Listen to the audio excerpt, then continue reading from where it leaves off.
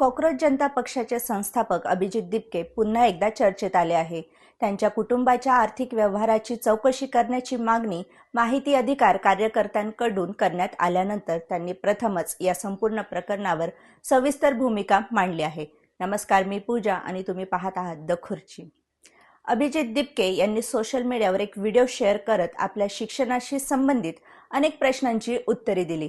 त्यांनी सांगितलं की त्यांच्या शिक्षणाचा खर्च बोस्टन विद्यापीठाने दिलेल्या शिष्यवृत्तीमधून करण्यात आला होता।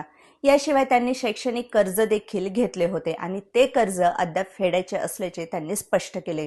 तसेच आवश्यक असलेली सर्व कागदपत्रे सादर करण्यास तयार असल्याचेही त्यांनी सांगितलं। हे संपूर्ण प्रकरण 1 ऑगस्ट रोजी अधिक चर्चेत आले। सुरतमधील माहिती अधिकार कार्यकर्ते अमित तिवारी यांनी महाराष्ट्र शासनासह विविध यंत्रणांकडे तक्रार दाखल केली। या तक्रारीत अभिजित दिपके यांचे वडील भगवानराव दिपके यांच्या आर्थिक व्यवहारांची चौकशी करण्याची मागणी करण्यात आली।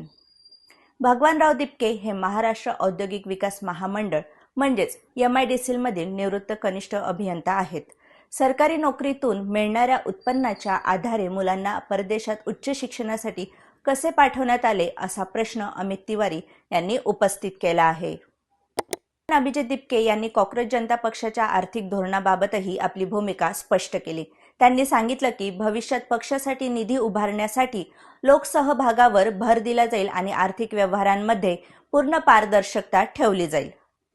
नीट प्रश्नपत्रिका गैरव्यवहाराविरोधातील आंदोलनाबाबत बोलताना दिपके यांनी दावा केला की या आंदोलनाला सर्वसामान्य नागरिकांचा मोठा पाठिंबा मिळाला होता। आंदोलनाच्या ठिकाणी लोकांनी अन्न, पाणी आणि इतर आवश्यक वस्तू पुरवल्या होत्या।